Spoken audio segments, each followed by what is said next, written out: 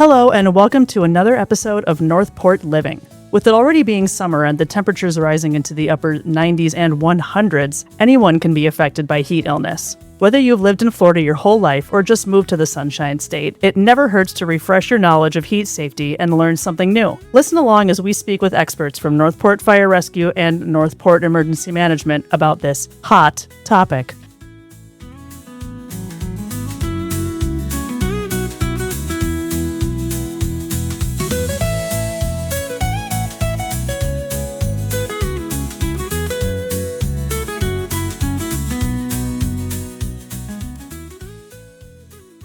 Let's start with some introductions first. Division Chief Nick Satterly is here with us from Northport Fire Rescue. Welcome, Chief Satterly. Hello. So tell us, what is your title and what is your role at Fire Rescue? Yeah, so I am the Division Chief of EMS here at Northport Fire Rescue. So then I guess you probably would know a lot about heat illness and science of it, correct? Yes. Perfect. And then Deputy Emergency Manager Mike Nevarez is also here. So tell us, extreme heat is just one of the natural hazards you might respond to. So what else does emergency management do? Well, it very much is. And typically when you think of hazards, you're going to jump right to hurricanes, to floods. And very recently, we've also seen a lot of fires. Our job in emergency management is to manage all parts of the disaster cycle. That starts with preparedness for both the city and our community. And this can be things like strengthening partnerships with nonprofits, with our departments, training our responders, and doing some outreach events to the community and speaking about hurricane preparedness or other disaster preparedness. There's the response portion where we are actively working to coordinate life safety operations with our partners in fire rescue, PD, all the departments. And then after the fact, after the disaster, we also play a very active role in recovery. Once that life safety phase passes, we work with the community to put things back together, pick up the pieces, and work towards recovery and normalcy once again. Well, it sounds like to me that you're not just busy during hurricane season, huh? It's a year-round thing in emergency management. It is very much a year-round thing. So let's start with you, Mike. So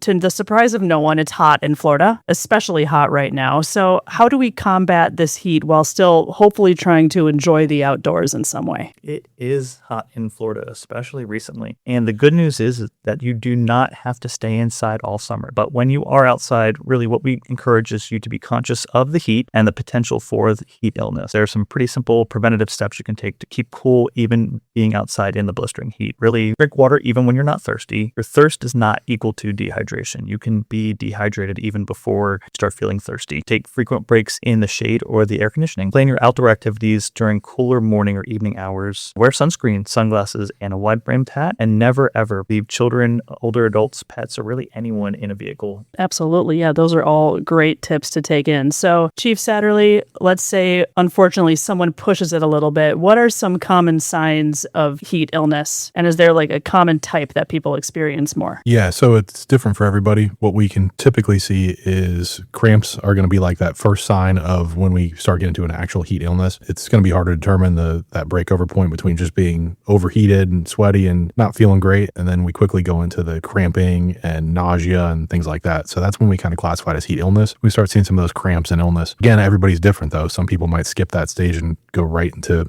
medical emergency. So as Mike was saying, you got to be very cautious about staying hydrated, staying in the shade, cooling yourself down, taking breaks. Right. Especially if you're new or visiting, it just might feel great to sit in the sun if you come from up north or something, but it can catch up with you quick. So then, as you said, it could escalate. So what is the difference between heat stroke and heat exhaustion? Yeah, it's a great question. So when we're talking about heat exhaustion, we're going to see things like cramps and some nausea, maybe a little bit of dizziness and kind of stumbling around and not quite yourself. When we get into heat stroke, that's a serious medical emergency. It's when our core body temperature reaches extreme temperatures, getting 103, 104. And that's when you commonly hear people say stuff like, well, stop sweating. The thing that we want to most look out for is confusion. You start to get lethargic, things like that. Once we start seeing signs of confusion, that's a true medical emergency and that somebody needs to seek medical attention immediately. Well, then you rolled right into my next question. Nice work, Chief Satterly. Because my next question was going to be, typically when someone is experiencing heat illness, when should the person call 911? But it sounds like you just said it. When it starts to move into confusion and not being sure what's going on, that's when it might escalate. Yeah, and especially if you're with your friends, if you're outside working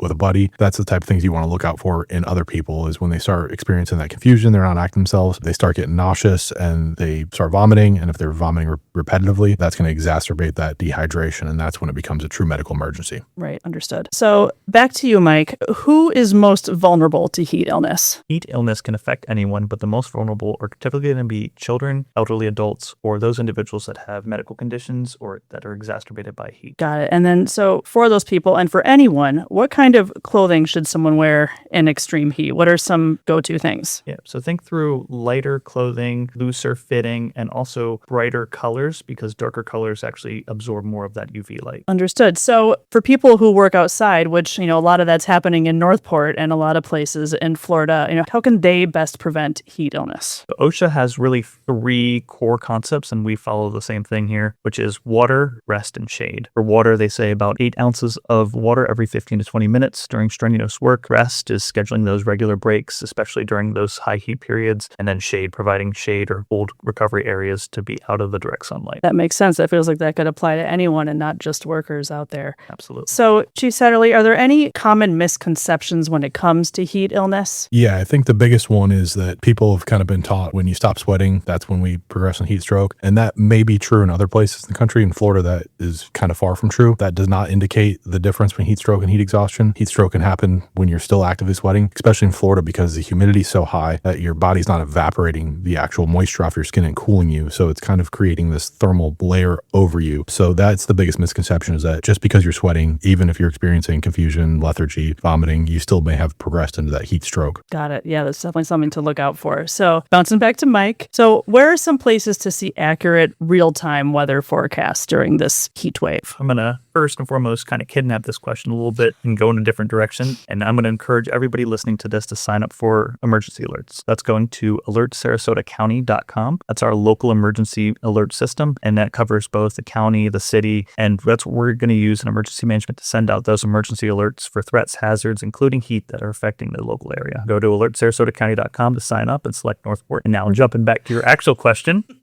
for actual forecast information, the really official source is going to be your local National Weather Service office. For us, that's going to be the Tampa Bay office that covers the whole Southwest region. And that's going to be really the main source of official weather products. And those watches and warnings are to come out of the National Weather Service. Another good source is going to be your local news media. They take those information from the National Weather Service and really they amplify that message out. And then finally, you can go to northportfl.gov/EM, click on the box hazards we face, and there you can find some really good information about heat and other hazards that affect Northport. Great. Sounds like a lot of great options. And then what is heat risk? Heat risk is a new product from the National Weather Service. Essentially, what it is, it's a map that shows the likelihood of heat-related impacts in a given area. The map's color-coded to 5 different levels. Level 0, or like a green, is there's little or no risk. Level 1, or yellow, is a minor risk, and that means that really those that are most sensitive might be affected by the heat. Level 2, or orange, is moderate risk, and those that are going to be sensitive are at a significant risk. Level 3, which is red, is a major risk, and that's really where everybody can start experiencing those heat-related impacts. And then finally, level 4, or extreme heat risk, is where everybody's going to feel the impacts of that heat, and then it's going to set in pretty quickly, and there's not going to be a whole lot of relief overnight. Got it. And where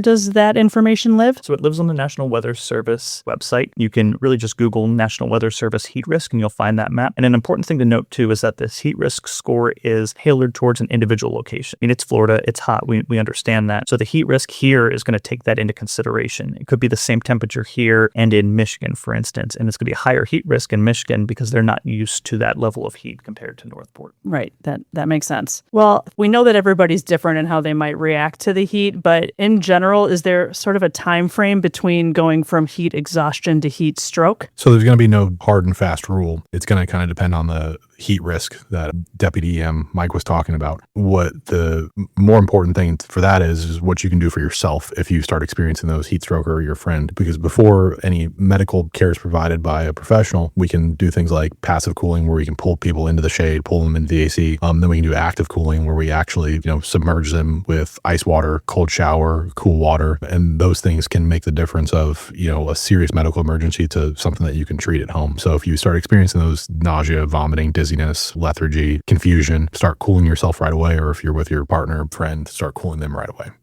Thank you both for joining us. If anybody out there is looking for things to do that aren't necessarily in the beating sun, there are plenty of things to do in Northport. We have a couple libraries. You can cool off at the Aquatic Center. There's community centers where you can find different programs to participate in. So lots of good stuff out there. You can find it all on northportfl.gov. But thank you both for joining us today to help us learn more about heat illness and heat awareness. Thank you. Thank you.